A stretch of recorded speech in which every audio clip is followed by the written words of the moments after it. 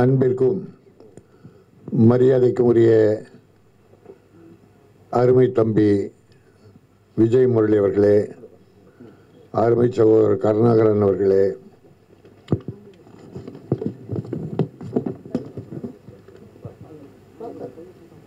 அன்பிற்குரிய சுதந்திரதாஸ் அவர்களே மற்றும் இங்கே வாழ்த்தி பேசிய அத்தனை பேரையும் நான் வாழ்த்து வணங்கி, ஒரு சிறிய முயற்சி ஆனால் ஒரு பெரிய மனசு. எனக்கு முதல்ல உங்களை தான் நான் ஊடக நண்பர்களை, அருமை தம்பிகளை தான் பாராட்டணும். ஒரு சாங்குனாலும் அவங்க நிறைவாக மன நிறைவாக வந்து ஒரு சின்ன ப்ரொடியூசராக இன்றைக்கி ஒன்று அடுத்து படம் எடுக்க போகிறாரு. ஆனால் அவருடைய முதல் முயற்சிக்கு நீங்கள் வந்திருக்கீங்களே, உங்களை நான் முதலில் பாராட்டுகிறேன். ஏன்னா அவர் சாங் எடுத்துட்டாரு, ஆடிட்டாரு, டான்ஸு கூட ஆடினாங்க. நாம் எல்லாரும் அந்த பெண்களை மொத்தமாக பார்த்தோம். ஆனால் ஒருத்த மட்டும் அந்த இடுப்பை மட்டும் பார்த்தான். விஜய் முரளி அந்த இடுப்பில் இருந்து இன்னும் கையை எடுக்கலன்றான். அப்போ நம்ம வந்து முழுக்க நடனத்தை பார்த்தோம். அப்போ விஜய் முரளி இடுப்பை மட்டும் பார்க்குறான் இல்லையா? அவன் ரசனை எதுலேயுமே ஒரு சின்ன குசும்பத்தை சேர்ப்பது விஜய் முரளிய மனம், ஒரு சிரிப்புக்காக, ஒரு தமாஷ், அவ்வளோதான்.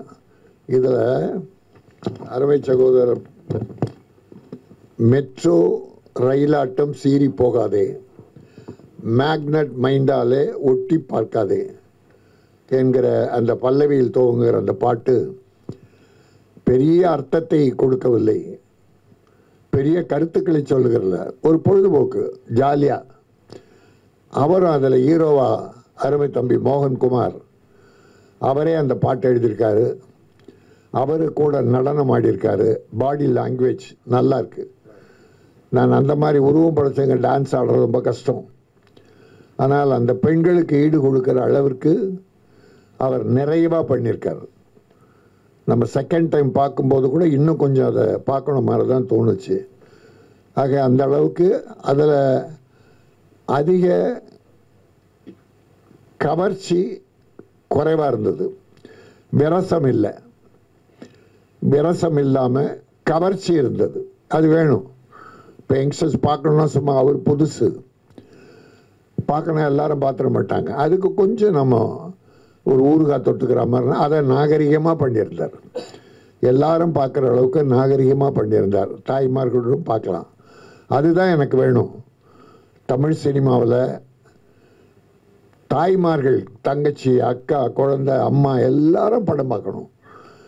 அதை கண்ணை கூசி அட பாவி அப்படின்னு சில விரச காட்சிகள் நான் உங்களுக்கு தெரியும். ஒரு முறை நம்ம தனுஷ் ஒரு படத்தில், அந்த கௌதம் மேனன் படம் பூரா முத்தம் பார்க்கறதுக்கே சங்கடமாக போச்சு. தாய்மார்கள்லாம் கூச்சப்படுற அளவுக்கு அதை நான் அட்டாக் பண்ணி பேசினேன். தவறு. நம்ம தமிழ் பண்பாடு அப்படி சொல்லலை. அளவா, எல்லாமே கொஞ்சம் அளவா, எல்லாரும் பார்க்குற மாதிரி இருந்ததுன்னா மன நிறைவாக பாராட்டலாம். ஆக அந்த அளவுக்கு இந்த ஒரு சாங் இருந்தால் கூட நிறைவாக பண்ணியிருக்காரு. கேமராமேன் பிரமாதமாக பண்ணியிருக்காரு. இசையும் நல்லா கேட்கறதுக்கு நல்லா இருந்தது. இது மக்களை சென்று சேரும். அதற்கு உங்கள் உறுதுணை தான் வேண்டும். எவ்வளோ சின்ன படங்களை ப்ரமோட் பண்ணியிருக்கீங்க. பெரிய படங்களை கூட கொஞ்சம் குறைச்சி பண்ணுவீங்க. ஆனால் சின்ன படங்களை நிறைவாக பண்ணணும். அதான் தர்மம். சின்னவங்களை தூக்கி விடுங்க. நாளைக்கு அவங்க நம்ம பார்க்க போகிறதில்ல. தூக்கி நீங்கள் 2-3 ஹீரோ வந்திருக்காங்க, புது ஹீரோக்கள். பார்த்த உடனே தூக்கி எங்கேயோ கோடிக்கு போயிட்டாங்க. ரொம்ப சங்கடமாக இருக்குது. எடுத்த உடனே இந்த கோடியா, எம்ஜிஆர், சிவாஜி எல்லாம் அந்த காலத்தில் 2 படம் வெற்றி பெற்ற 5000 10,000 தான் ஏற்றுவாங்களாம். அது கேட்குறதுக்கே ரொம்ப சங்கடப்பட்டு கேட்பாங்க. ஒரு விஷயம் மட்டும் நான் இருந்தேன் அப்போது. பேசும் தெய்வம்னு ஒரு படம், Sivaji, KS Gopalakrishnan direction, super hit. Pesum Deivam. அதுக்கப்புறம் சிவாஜியுடைய தம்பி தான் டேட் பார்ப்பார், சிவாஜி பார்க்க மாட்டார். சம்பளம் பேசுகிறதெல்லாம் சிவாஜி தம்பி சண்முகம். அவர் கற்பகம் ஸ்டுடியோவுக்கு கேஎஸ் கோபாலகிருஷ்ணன்கிட்ட வந்து சும்மா ஏதோ பேசிட்டு படம் பிரமாதமாக போகுது, நல்ல கலெக்ஷன். முதலாளி போன படம் 75,000 கொடுத்தீங்க, இது பேசும் தெய்வத்துக்கு சம்பளம் 75,000 சிவாஜிக்கு. படம் சூப்பர் ஹிட்டு. இந்த படத்தில் ஒரு 25,000 போட்டு 1 லட்சமாக கொடுக்கக்கூடாதா? கெஞ்சினாருங்க. 1,25,000க்கு அந்த சிவாஜி கணேசனுடைய தம்பி சண்முகம் அவ்வளோ ரெக்வஸ்ட் பண்ணாரு. கடைசியில் எவ்வளோ தெரியுமா போட்டு கொடுத்தாரு? 15,000 போட்டு 90,000 கொடுத்தாரு அந்த காலத்தில். இப்போ பார்த்தா ஒரு தம்பி ஒரு படம் டைரக்டரால் வெற்றி பெறுது, ப்ரொடியூசராக வெற்றி பெறுது. ஹீரோ நல்லா இருக்கட்டும், ஹீரோக்கள் நல்லா வரணும். ஆனால் எடுத்த உடனே 3 கோடி 4 கோடின்னு போயிடுறாங்க. கோடியை தொட்டுட்டா அப்புறம் எப்படி ப்ரொடியூசருடைய கதி என்ன? அதனால தான் இன்றைக்கி ப்ரொடியூசர் கவுன்சிலில் ஒரு ஸ்ட்ரைக் அறிவிக்கிற அளவுக்கு ப்ரொடியூசர்களுக்கு சிரமங்கள் இருக்குது. ஸ்ட்ரைக் அறிவித்து அதை அவங்க என்ன பண்ண போகிறாங்க, எதிர்பக்கம் என்ன பண்ண போகிறாங்களோ அப்புறம் அது வேற, அதை சமாளிக்கிறோம். ஆனால் ஒத்து போகணும் 2 பேரும். ப்ரொடியூசருடைய கஷ்டங்களை உணர்ந்து நடிகர்களும் டெக்னீஷியன்களும் டைரக்டர்களும் ஒத்து போகணும். ப்ரொடியூசர் நல்லா இருக்கணும். அப்போ செலவினங்களை குறைத்து, பட்ஜெட்டை குறைச்சி, சம்பளத்தை குறைச்சி, பேட்டாக்களை குறைச்சி பண்ணால் எல்லாருமே நல்லா இருக்கலாம். ப்ரொடியூசர் வாழ்ந்தால் நல்லா சக்ஸஸ் பண்ணால் அடுத்து படம் தான் எடுப்பாங்க. நடிகர்கள் சம்பளம் 2 கோடி 3 கோடி வாங்கினா சொத்து தான் வாங்குவாங்க. அந்த பணம் திரும்பி ஃபீல்டுக்கு சினிமாவுக்கு வராது. ஆனால் ப்ரொடியூசர் ஜெயிச்சா அதை வர்ற பணம் அடுத்து படம் தான் எடுப்பாங்க. அதனால தான் ப்ரொடியூசர் நல்லா இருக்கணும். அதனால் ஆயிரக்கணக்கான தொழிலாளர் குடும்பங்கள் பிழைக்குது. என் வருத்தம், என்னுடைய கவலையெல்லாம் அதுதான். தொழிலாளர் இப்போ ஒரு ஸ்ட்ரைக்கு நடந்துருச்சுன்னு வச்சுங்க. முன்னொரு தடவை விஷால் ப்ரொடியூசர் கவுன்சில் தலைவராக இருந்தப்போ கியூப் ரேட்டை குறைக்கணும். அப்போ 8,000 ரூபா வாரத்துக்கு. கியூப் ரேட்டை குறைக்கணும்னு ஒரு ஸ்ட்ரைக் அறிவித்தார். ப்ரொடியூசர்ஸ் படம் எடுக்கக்கூடாது. 4 மாதமாக இன்னும் போச்சுன்னு நினைக்கிறேன். எவ்வளோப்பா? அந்த தொழிலாளிகள் துணை நடிகர்கள் பட்ட கஷ்டம் இருக்க அந்த 4 மாதம். பெரிய நடிகர்கள்லாம் ஒரு டொனேஷன் கொடுத்தா அரிசி பருப்பெல்லாம் வாங்கி கொடுத்தாங்க. அப்போது அந்த தொழிலாளியுடைய கஷ்டம். அதனால் ப்ரொடியூசர் கவுன்சிலுடைய நியாயமான கோரிக்கைகளை உணர்ந்து நடிகர் சங்கமம் ஒத்து ஸ்ட்ரைக்கே இல்லாமல் பேச்சுவார்த்தை மூலமாக இதை முடித்தா நல்லதுன்னு என்னுடைய வேண்டுகோள். அது நடக்கும், நிச்சயமாக அது நடக்கும். எனக்கு இந்த தம்பி அடுத்து முதல்ல நெறின்னு ஒரு படம் பண்ணியிருக்கார் மோகன்குமார்.